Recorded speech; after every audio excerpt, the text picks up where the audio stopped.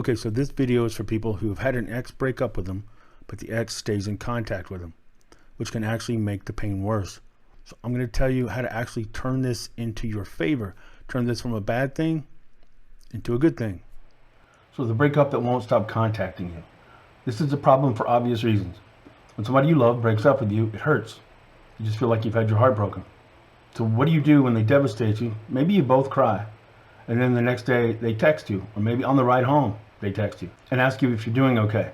Let you know that they still want to be in your life, they still want to be friends.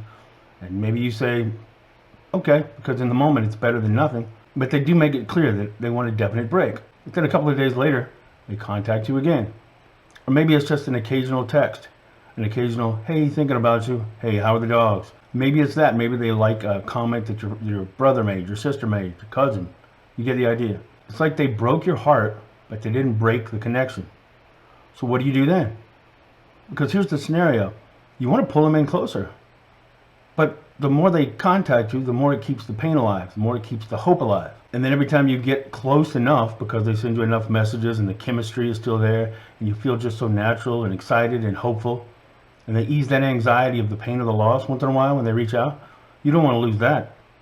So how do you pull them in closer? Well, you pull them in closer by doing the thing that doesn't feel safe.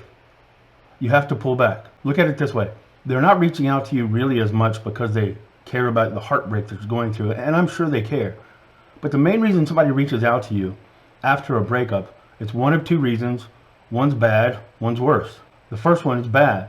The first one means when they broke up with you, there was something else. I don't know if it's a situation. I don't know if it's a person. I don't know if it's a job. I don't know what it is. But there's something else in their life. Maybe it's just freedom. Maybe it's just being single that felt more attractive to them. It doesn't mean you didn't mean anything to them. It doesn't mean that you're not important to them. It just means that being single was more important to them. Maybe the attraction just dropped low enough that they didn't feel like maybe they felt the kind of passion that they should feel to consider you their special romantic person. It's not just to make sure that you're okay. It's because they're having second doubts. It's because they're not sure. It's because they want to make sure that you stay in a holding pattern or you stay within reach, or they're missing you enough that they need you to be the crutch that they lean on to get over the loss of you. I call it the training wheels. A lot of times when somebody has been a part of your life and you're important to them, but they don't know if you're that important to them anymore.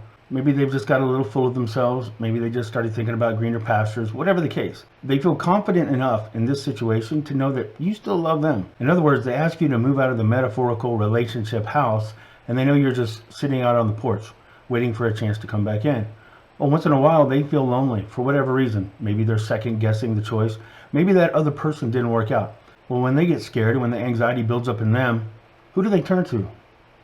The one person that they know still has feelings for them. You become training wheels for the person to live life without you. You don't want to do that. You don't want to help somebody learn to walk and run again without you. Let them have what they ask for, the breakup. Let them have an absence of you. Let it hurt. It's supposed to hurt. It reminds them that you were somebody, you were a relationship worth holding on to. But this is kind of like a black hole situation.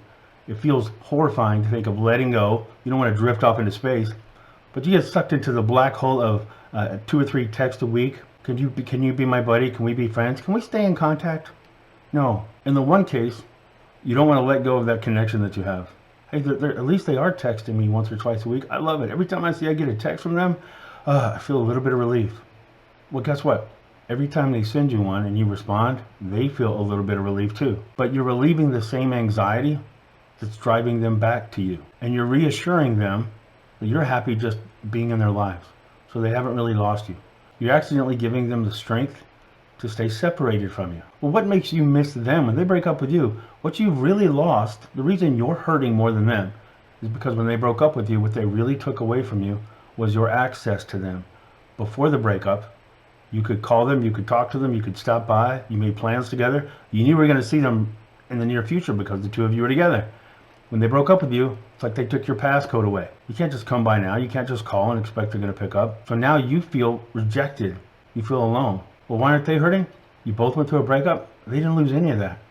As a matter of fact, they probably know more than ever that if they call you, you're going to be like, hello? You're going to try to be patient and understanding.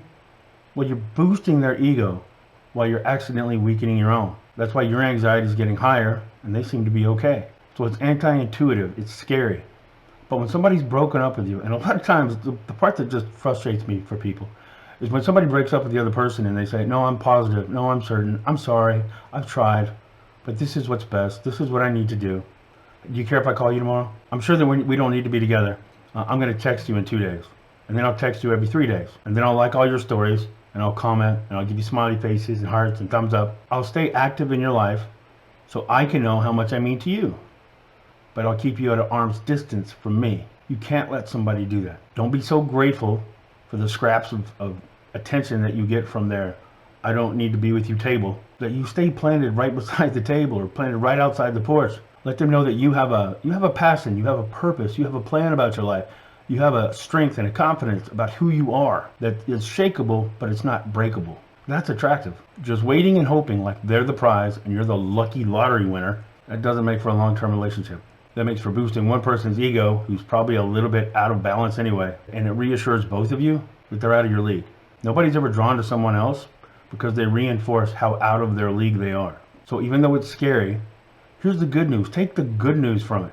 If they're giving you that much attention, then trust me, it's not out of the kindness of their heart. It's because like any other human being, they have doubts. They have insecurities, they have anxiety, they second guess themselves. Don't reassure them that they didn't make a mistake. Let them be afraid they made a mistake. The only problem is that costs you fear too. You have to be willing to not respond.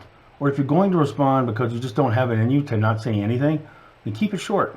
React to the person who broke up with you and keeps texting you. React to them as if they were somebody that you know has a massive crush on you, that you like a lot personally, but you have no attraction for. In other words, that person that you don't have any reason to be nervous around, and that you know likes you, so you don't want to accidentally give too much attention to, react to them in a way that shows that you have the confidence, the patience, and the warmth to interact with them, even though they broke up with you. Yeah, it's kind of awkward, but hey, I'm kind of awesome.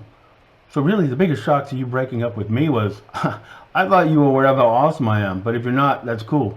I'd rather find out you don't have that kind of insight. That way I can go find somebody who knows how lucky they are to be with me. If that didn't turn out to be you, I'm a little surprised. I thought you were more intelligent than that, but no problem.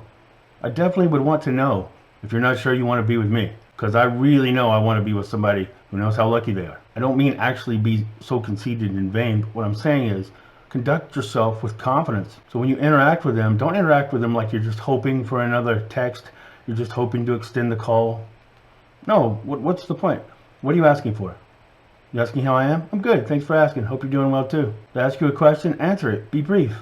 And then be busy. Fill up the void they left in your life with confidence and something interesting, something, a passion or a purpose about your life that shows that they were not the sole point of it.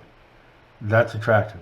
It's scary, but if you engage in being their training wheels and helping them get over you, they'll contact you less and less.